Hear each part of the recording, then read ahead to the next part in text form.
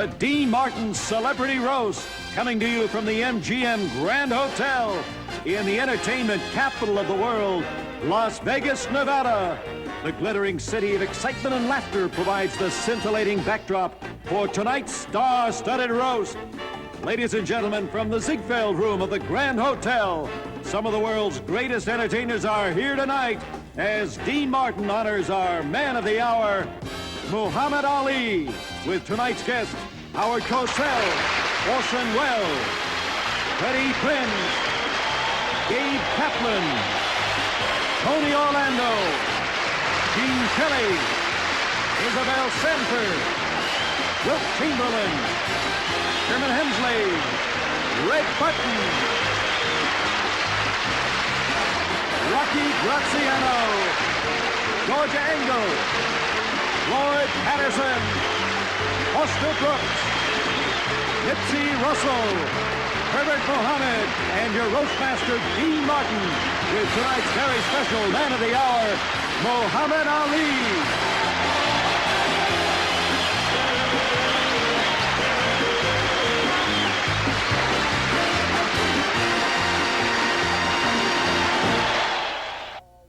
Whenever you see this guy, he's always yelling, "Are the greatest? Are the greatest?" Now, lots of people don't agree, like Joe Frazier, Ken Norton, and a cocktail waitress in Cleveland.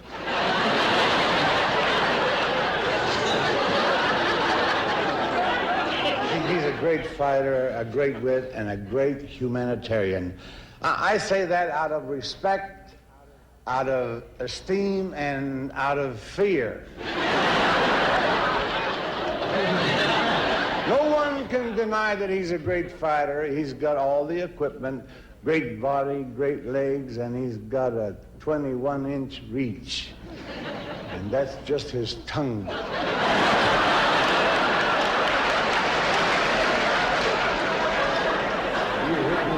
Flatten you up, tell you. I'll call Frank.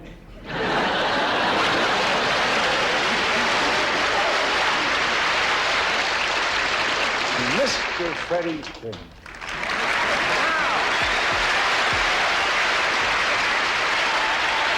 Thank you very much. Thank you very much on behalf of... Here we are, the Hudson Brothers. Thank you, Dean. Hello, champ. I'm very proud to be here because as a kid growing up in Spanish Harlem, I used to watch Muhammad Ali on TV all the time, which was hard to do while two guys were carrying it out the window.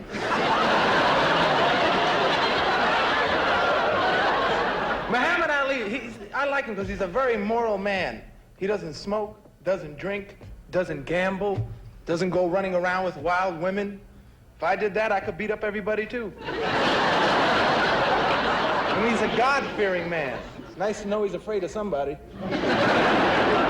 See, but Muhammad Ali showed all us kids that it was possible for a poor boy to get out of the ghetto.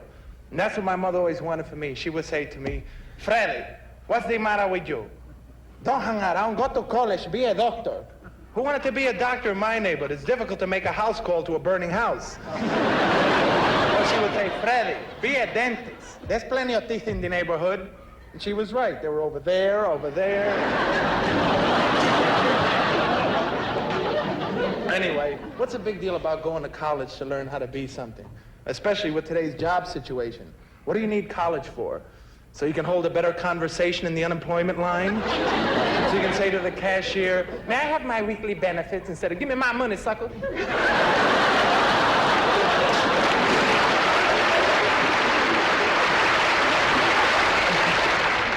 I was fascinated by a man like Ali, you know, because he got out of poverty with his fists. So I said to myself, why couldn't I? Everybody told me I had fast, exciting hands that could penetrate any defense and do a magnificent job. If you don't believe me, ask Conchita, Luella, Shirley. Shirley Silberg, she was the social worker, and she did her best work when she was social. There's a difference between a black fighter and a Puerto Rican fighter. Like a black fighter come up to you, "All right, chump, look out, here I come. Show me your best stuff." Woo! Look out, ready? Puerto Rican fighter just come out, "Okay, man."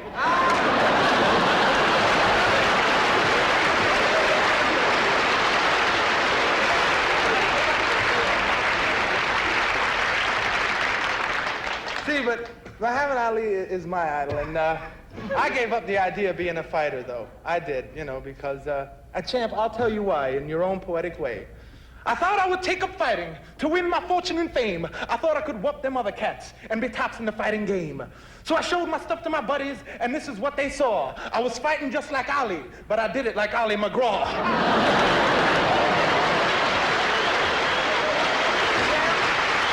Looking good.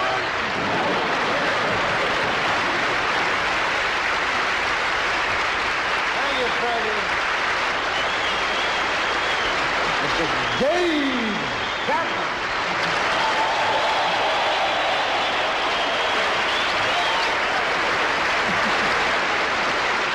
Anyway, I really can relate to being here tonight because I have a history of boxers in my family. First of all, it was my uncle, Slapsy Maxie Kaplan. You know, a lot of fighters train on steaks. My uncle ate nothing but pickled herring. He couldn't box, but he knocked out his opponents with his breath. We're talking about boxers. We have a lot of greats here tonight. We have Floyd Patterson. Floyd is the first man to regain the heavyweight championship.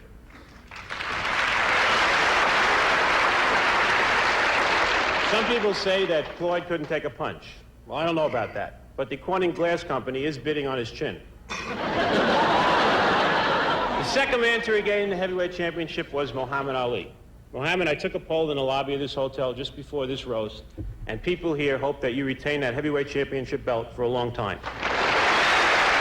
There is one condition, though, that you agree to wear it over your mouth. And listen, Muhammad, your poetry, I mean, enough already. This is the only man here who ever made Rod McEwen throw up. Muhammad is always saying that he's pretty. I mean, anybody would look pretty if the only men you ever stood next to were Howard Cosell and Joe Frazier.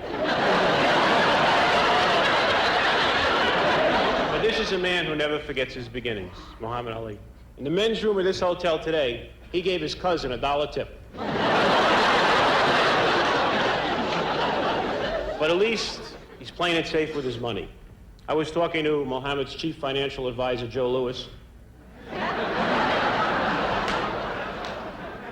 And they have great plans for Muhammad's money.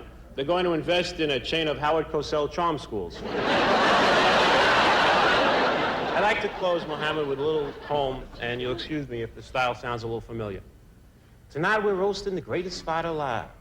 People say different things about Ali. Some of them are really jive. I'm going to tell you something that I don't know if you knew. He gives to his people, but he gives to other people too. So I'm going to say this right now as loud as I can. Sitting right over here is a mighty big man. Yeah.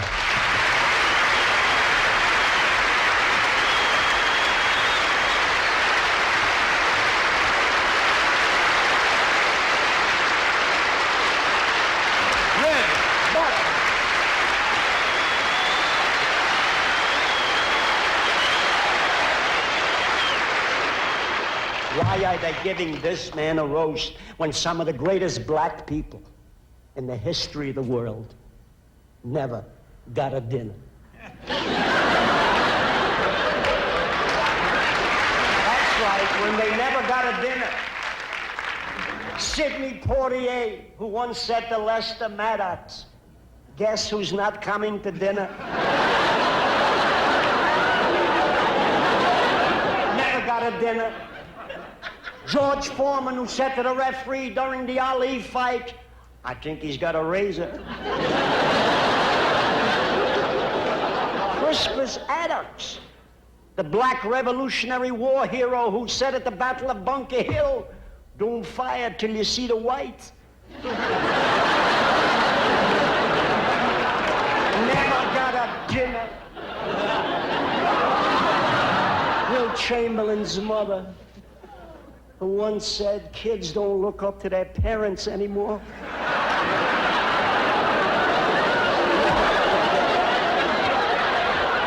Yes, Chan, Justice Thurgood Marshall, who said when he was appointed to the Supreme Court, "Here come the judge." Aunt Jemima, who once said, "These hotcakes are selling like hotcakes." Never got a dinner. Uncle Remus, who once said to Uncle Ben, "You're a credit to your rice."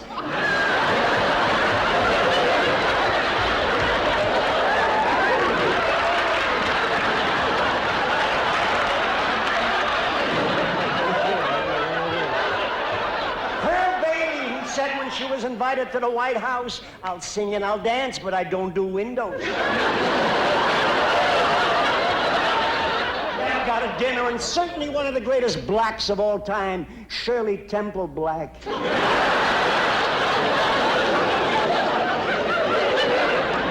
Got a dinner, but as ambassador to Ghana, she could beat a dinner.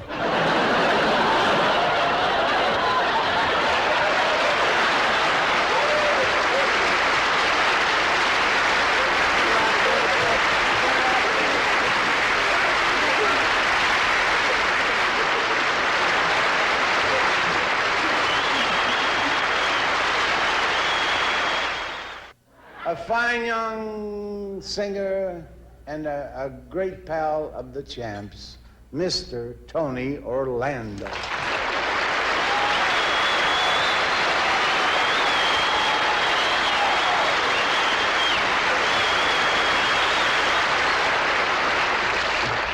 You can't go on fighting forever, Muhammad. I mean, let's face it, you're not Sonny and Cher. Matter of fact, he's so enterprising, Muhammad. One night he called Freddie and I. Freddie Prinze with the house. Remember this one, Freddie? Yeah. Calls up, always creating a new business idea in case it's all over, and he says, "Tony, I got it. Me, you, and Freddie are going into a soap detergent business. We're going to call it Spick and Shine."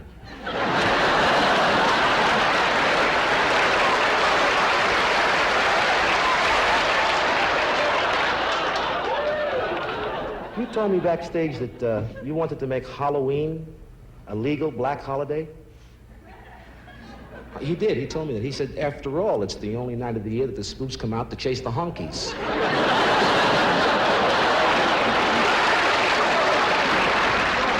This is all in good fun, Mohammed. Don't hold this against me. Actually, good luck, champ, because you are, without a doubt, the greatest fighter since Cassius Clay.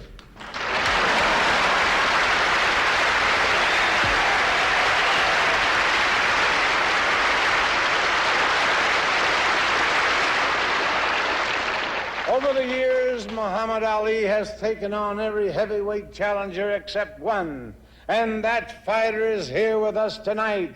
Ladies and gentlemen, the Beast of Bayonne, the Great White Hope, Billy Boom Boom Berkowitz.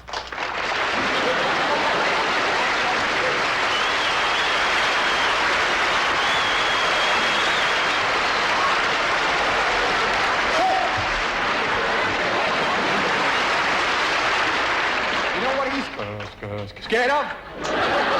I'll show you. Scared of this body. What do you think of it, huh? Tell me the truth. What do you think of this body?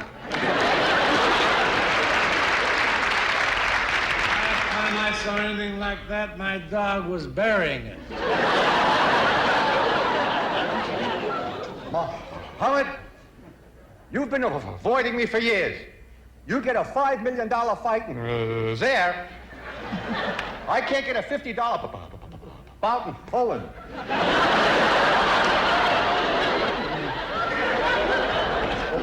All you give me is promises. You're all talk. That's what you are, talk. When they built your mouthpiece, they made the mold from the Holland Tunnel.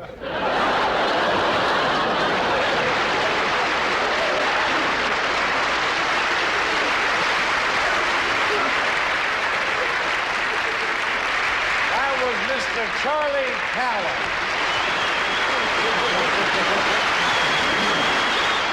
Wilt Chamberlain. Our next guest is an athlete who holds all kinds of scoring records, and some of them in basketball. Come on up here, Wilt, or whatever pleases you.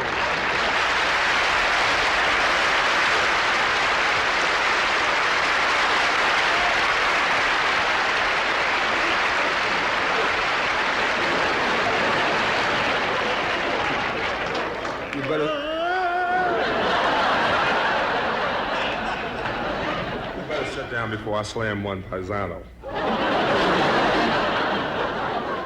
They don't have me up here because they weren't someone that was tall, dark, and handsome. They could have got someone a lot darker. Most people don't realize that you had a physical handicap when you were born. Did you know that Muhammad was a girl?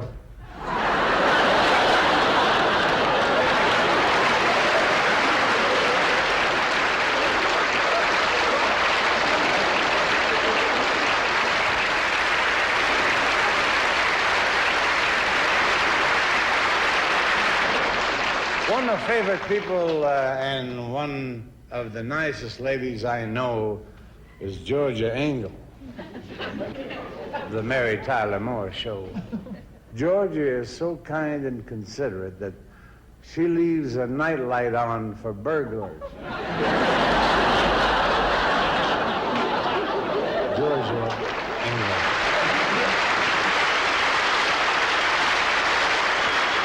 Thank you, Mr. Martin. No, you can call me by my first name. All right. What is it?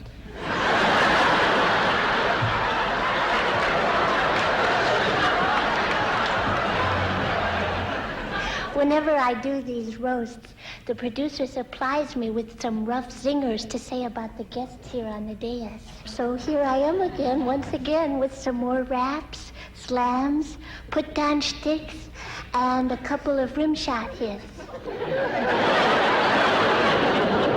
Okay, my first zinger. I'm glad to see Howard Cosell here. Howard recently had his own television variety show. The rating was so low, only the Gophers were watching. That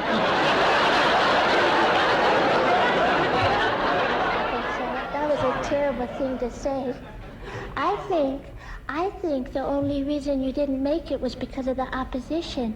Unfortunately, both of the other networks had a show on at the same time.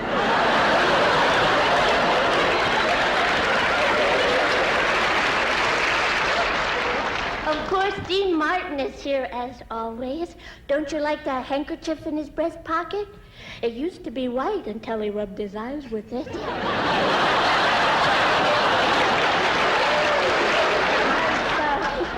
That was terrible. I don't think your eyes are red. Of course, I've never really seen them open. It's nice to see my friend Tony Orlando here tonight. The way Tony sings, dances, and does comedy, they should change the name of his act to Yawn and Dawn.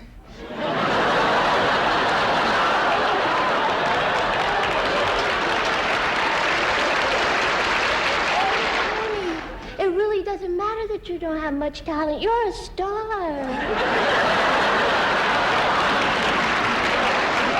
And now we come to our guest of honor, Muhammad Ali. I wouldn't say that Ali has an ego problem, but he's the only person I know who has his X-rays retouched. That really wasn't nice. I'm sorry. You have a right to be conceited. You're the greatest. Why, in fact, you told me that if you weren't a fighter, you'd be a contortionist, so you could die in your own arms.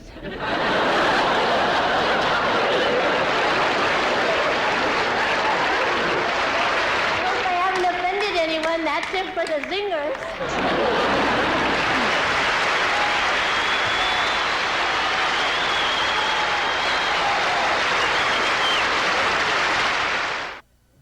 Muhammad Ali's record in the ring is loaded with impressive words.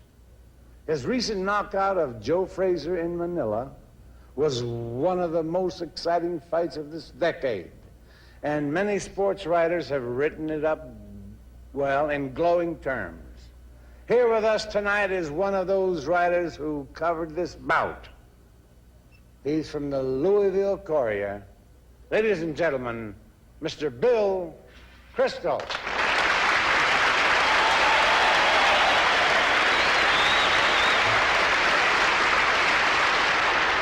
Thank you, Mr. Martin.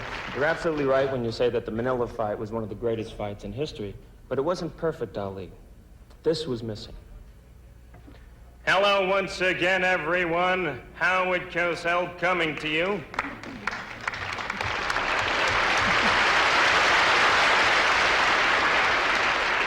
We are coming to you live via satellite from Manila,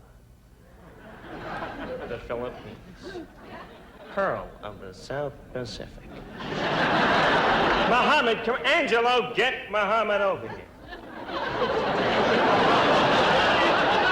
Here he is now, Muhammad Ali. Muhammad Frazier was incredible. How'd you feel about the contest? Everybody's talking about Joe Frazier. Don't talk about Joe.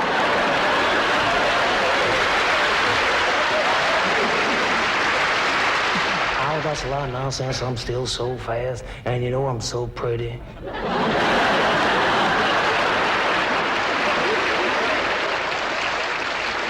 I'm so fast I can turn out the lights in my bedroom, be in the bed before the room gets dark.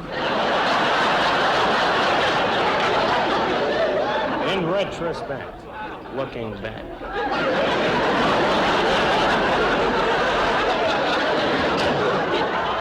There is only one Ali. There can never be another. He is singularly Ali, solely Ali. That's the fact that makes him great. The fact that there is only one Ali. Numero uno. There is little I can say about this man that he has not already said himself.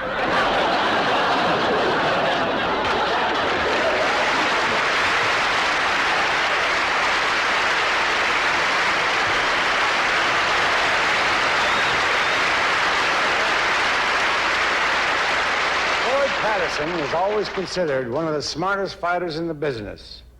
He knew that if you were going to fight guys like Ali, you needed two things, a good right cross and the phone number for Blue Cross. Ladies and gentlemen, a great champion, Floyd Patterson.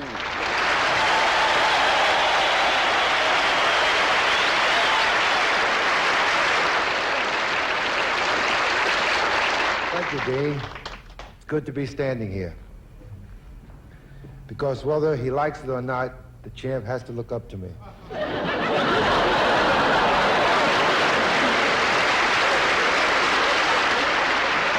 I'm sure he invested his purses wisely by buying stock, bonds, and real estate. But by now he must be interested in the bakery business. Because no fighter has ever had as much experience with cream puffs.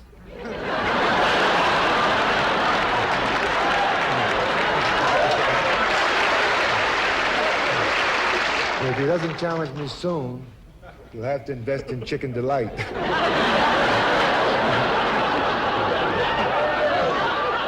I suppose my biggest mistake was not taking the champ seriously when I signed to fight him. All I heard about him was he danced around the ring spouting poetry. He kept saying, I'm gonna whoop you, whoop you, whoop you. I said, that's whip, whip, whip. I don't mind if you're brutal, but don't be illiterate.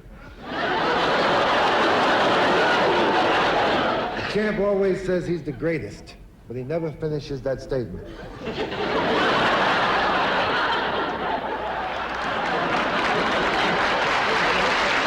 If you listen to him long enough, you can fill in the blanks yourself.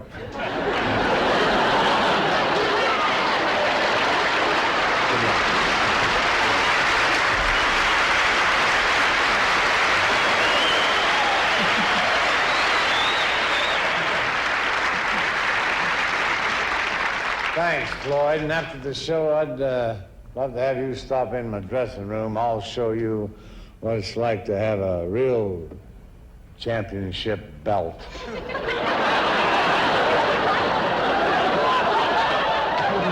Ladies and gentlemen, here he is, old Mighty Mouth, my pal, humble Howard Cosell.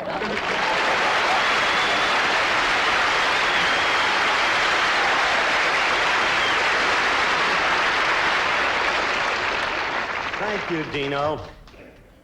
It's What sudden. the hell right you got to call me Dino? A sudden resort to vocal truculence hardly becomes you, Dino. never drove a truck in my life. You know, my friend, it suddenly occurred to me that you and I could do a little dance act. Do it together.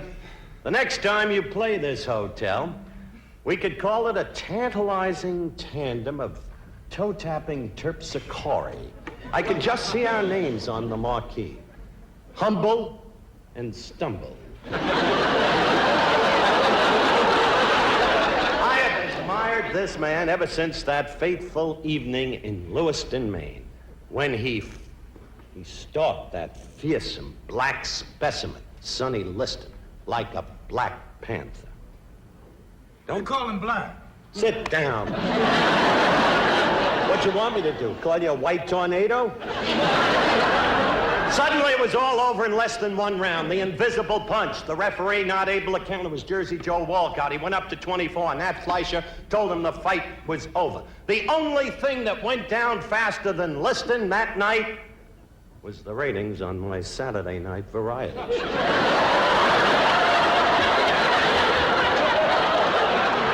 Many of you have criticized Ali's performance in the ring, but he has every right to say, I am the greatest. What other fighter has a heartbeat of 50 per minute and a mouth beat of 280? Muhammad, I don't care what any of these detractors have to say. If I was shipwrecked on a desert island and I could pick one man to have as my companion, I'd pick you.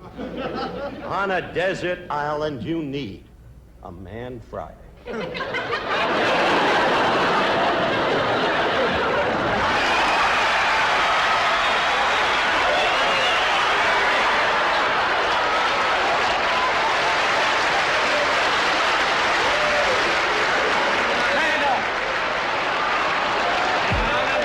Everybody talks about you. Everybody wants to see me do something to you, right? I don't want your lawyers to sue me. I don't want the TV company to sue me, but I've been waiting. You always said, Muhammad, you're not the same man you was years ago. Show the people now, show the American public, you're not the same you was a few years ago. You want to know the truth? I found him when he was a little black kid in Louisville stealing bikes. I made him what he is. That's it.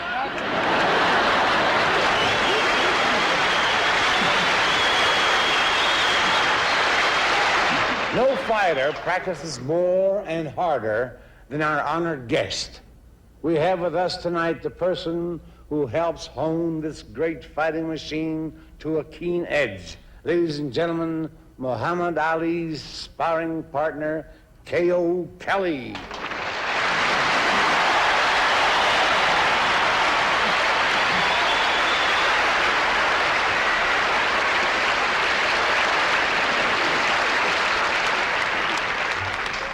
You're K.O. Kelly? No! I'm his girlfriend. Oh, I'm on to you, you boozer. I wasn't born yesterday. I know you couldn't get that ugly in 24 hours.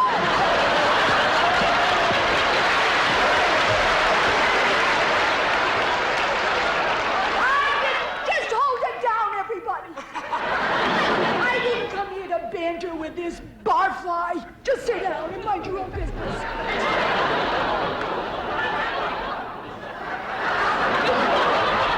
There's something I want to say to this bronze bully. Listen, Jive Turkey. The man ruined my life. Every time my boyfriend comes over after boxing with him, he's so tired doing the shuffle with Ali, he can't do the hustle with me. He starts out in the morning skipping rope, and then at night he skips me. I'll never forget when I first met K.O. Kelly. He was fighting 3-rounders in the preliminaries. But we took one look at each other and decided to skip the preliminaries.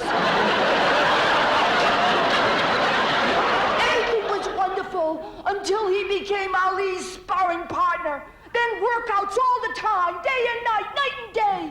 Even in the back seat of the Jeep, he never laid a glove on me.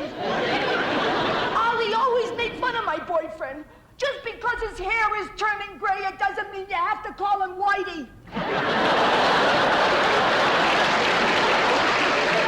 I just beg him to quit. I talk and I talk and I talk until I'm black in the face. But you wouldn't know what that means. You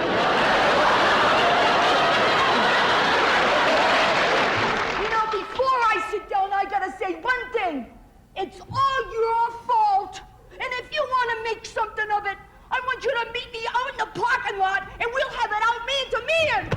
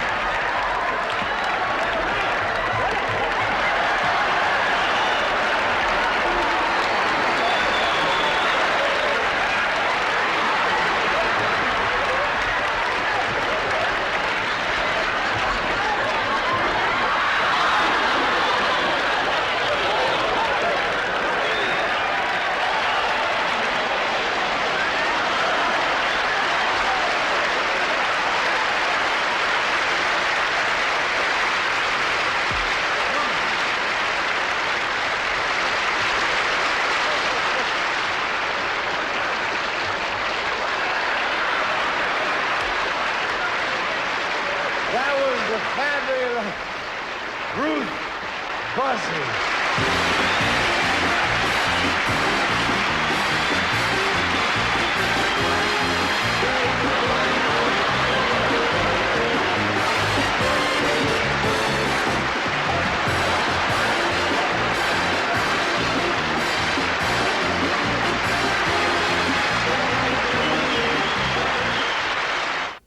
Ladies and gentlemen, one of Hollywood's truly great talents, actor, dancer, singer, director, superstar, Mr. Gene Kelly. Thank you, Dean. Your introduction to me was very nice. It may not have been hilarious, but at least you knew who I was.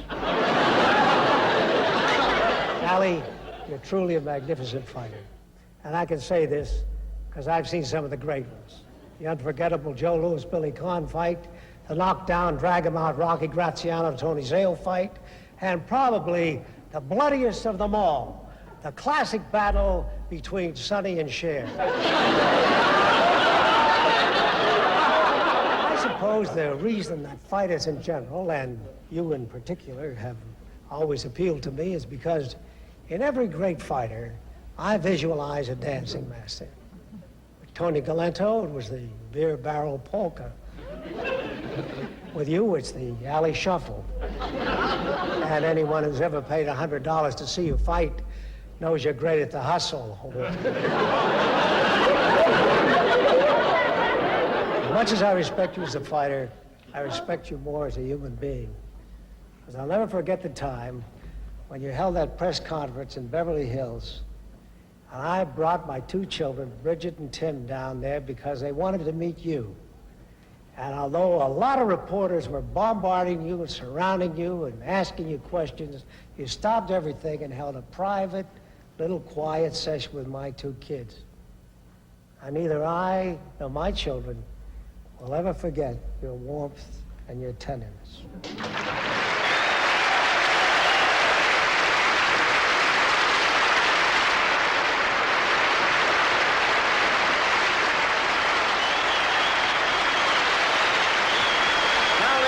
Gentlemen, the stars of the Jeffersons, Sherman Hemsley and Isabel Sanford. Let's hear it.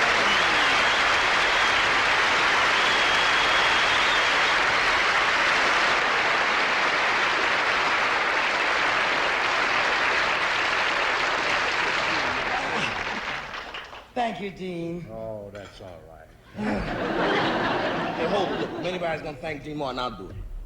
Oh, all right, go ahead. But who wants to thank that turkey? So, you Muhammad Ali, huh? Like that much to me? look like nothing to me, chump. You want to step out in the alley?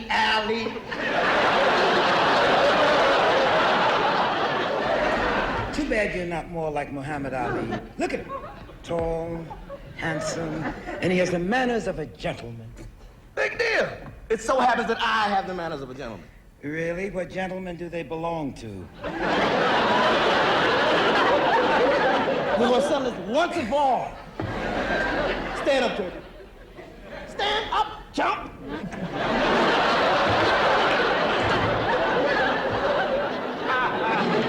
What you gonna do? You know you lucky I can't stand the sight of blood. Especially your own blood. I'm for real. No, I'm for real, too.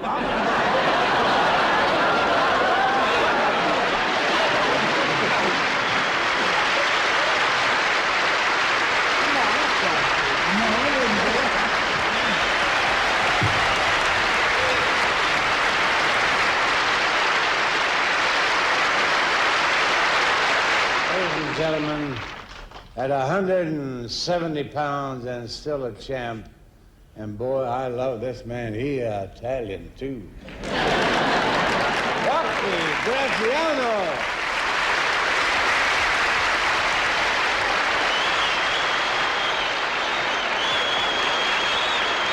We got so much in common, Muhammad.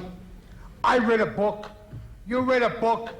Of course, my book was wrote before yours.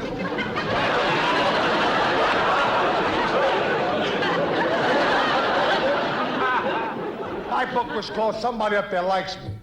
They made a movie from it with Paul Newman. I could have done the part, you know, but I wanted to give that Paul Newman a break. It's real literature. To me, when they list the literary men who wake on the paper, your name will be there with all the other great literaries.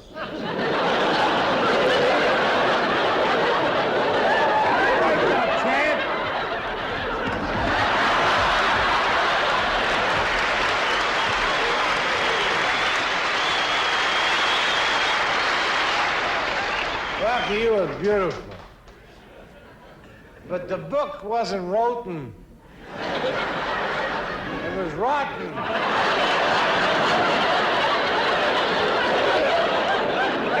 With us tonight is the trainer and bodybuilding genius who made the champ what he is today. Let's give a warm welcome to Foster Brooks.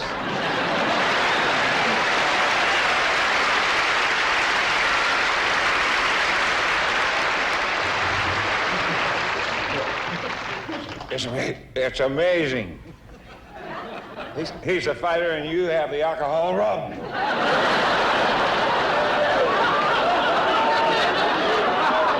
first thing I did to build up Muhammad,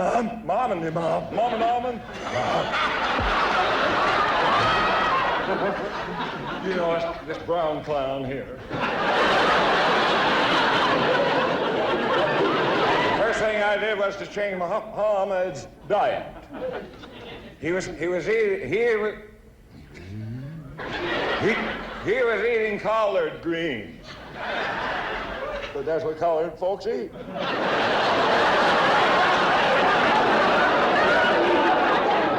I filled his plump little body with wheat germ.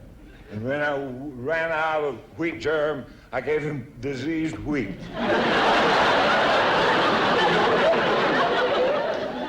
After I built his body, I had to teach him the famous Ali shuffle. How to move around the ring, how to dance. You know these people, they haven't any rhythm. Before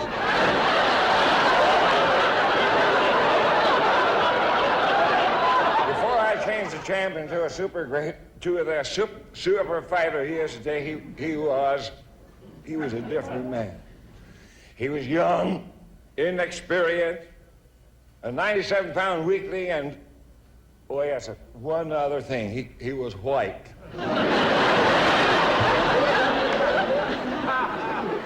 When I change the man, I go all the way, all over.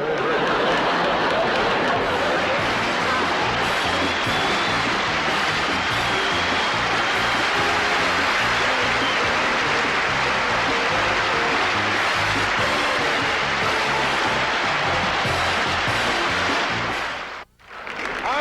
guest is the brilliant Orson Welles. Who will ever forget that scary radio show he did? It drove thousands of people into the streets screaming. The last time I heard such screaming was the night Howard Cosell walked into the casino of the MGM Grand without his hairpiece.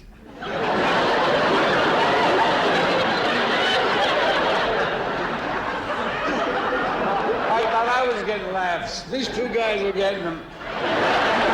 He's my good pal and a genius. And when I say a genius, I mean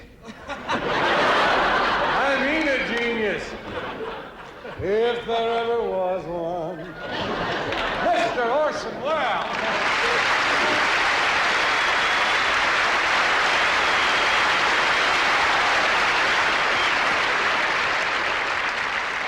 I'm most grateful for that very eloquent and laudatory introduction. It's just a pity you're not here to enjoy it. On this solemn occasion, for just this once, there's no real chance for Muhammad Ali to blow his own horn. And therefore, since he can't be the honker, I will be the honky.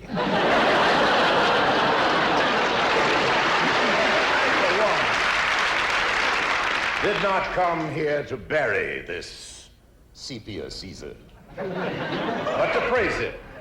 On the other hand, every time he opens his mouth, he buries himself. So Muhammad Ali, the author, seriously, the versifier, the poet that I'd like to speak, and I'm sure the Dean is vitally interested in that aspect of Muhammad's versatility. Aren't you, Dean?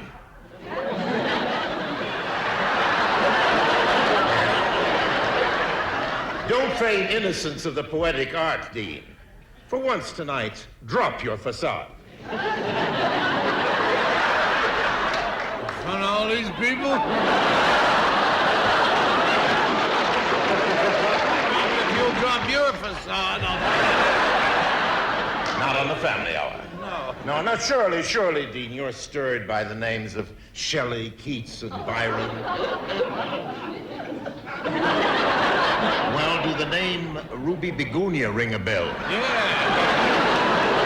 Never mind, I didn't come here to talk sense with you. Nor have I come to discuss the literary quality of the poetry written by this colorful creator of cacophonous couplets. Amazing, those KKK sounds turned Nipsey Russell 2 shades whiter.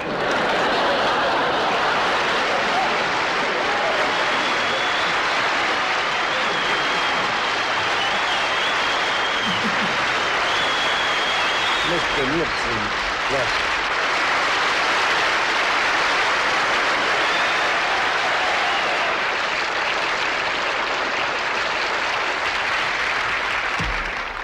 They've all told you in rhyme how he wins every time. He's the greatest to ever take the cup. Well, if he can float like a butterfly and sting like a bee, why can't he imitate a clam and shut up?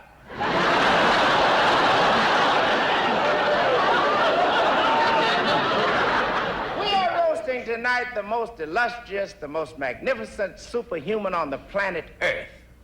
He is really a big man in every respect. Big reputation, and big in size. If you want to appreciate how big he is, we went to a casino. There was a little white fella there gambling. He had 21 and was scared to say blackjack. The dealer said, "What you got?" He said, "Gin."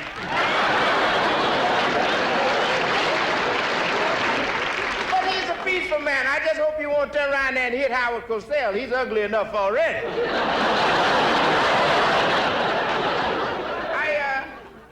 I guess I don't have to tell you how beautiful he is, but I can tell you he was backstage with the looking glass in his hand. He said, "Mirror, mirror in my hand, who is the fairest in this land?" Cosell leaned over and said, "It's still Snow White, baby, and don't you forget it."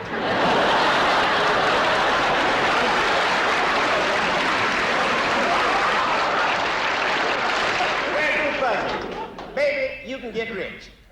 If you find the doctor that delivered you, I guarantee you got a great malpractice case.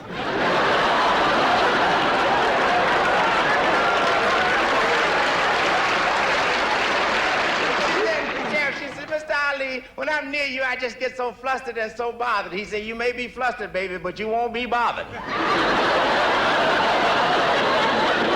Tony Orlando, we heard your jokes, and we've heard you sing, and we're going to tie that yellow ribbon around your mouth. Freddie Prinze. They look alike. Freddie and Tony. I guess they all look alike too, don't they?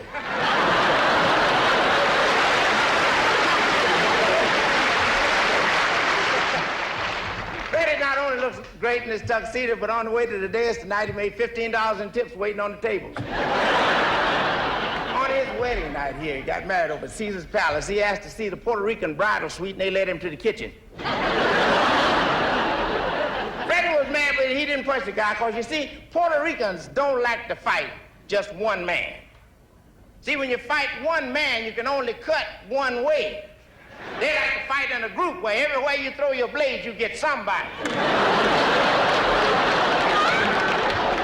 That's all right, Freddie. The Mexicans don't want you, but we'll take you. Ain't but a speck between a spick and a spook. You know that.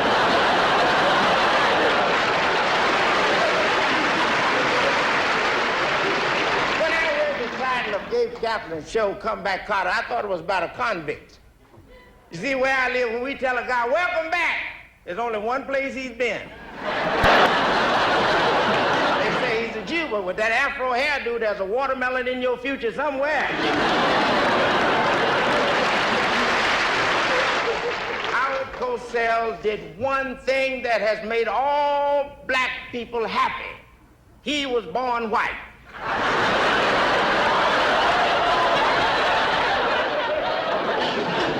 But we are talking tonight about, I guess, the most agile technician in the pugilistic history. Hail to thee, Muhammad Ali. You're a universal star. Muhammad means enlightened leader, and that's exactly what you are.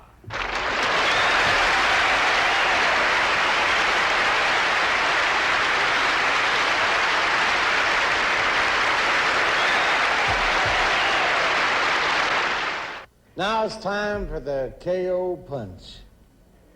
Here's our man of the hour, the heavyweight champion of the world, ladies and gentlemen, Mr. Muhammad Ali.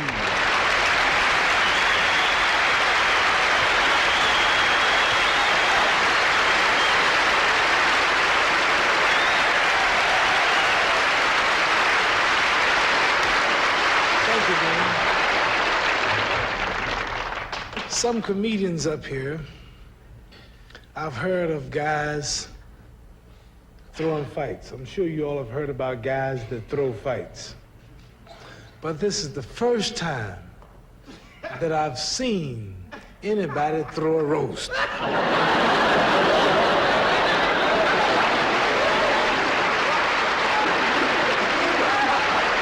And Isabel Sanford and Sherman Hemsley. The way you were scrabbling and scrambling, you were almost as bad as white folks. And Floyd Patterson. You know, when I fought you, man, I almost put you to sleep. And with that stuff you talking tonight, you almost put me to sleep.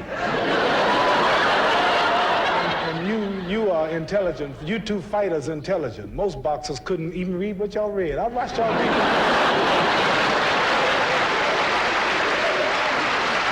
No kidding.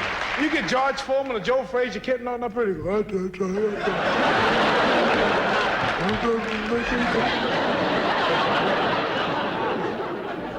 You great. You are really great. I mean, you come here high and you still can make it look good. You don't seem like a man would have a big television show like this and such a world figure, nice looking, and he don't care nothing about these shows. He don't care nothing about the strips. He came in today, hey, champ. How you feeling? That's fine. Got your thing down, see ya? All right, I'm going. Hey, George. See, he's serious. Everybody's got some type of talent, Cosell. We've made it either been great, our good looks, personality or connections or some type of influence, but you are living proof that you don't need nothing to make it.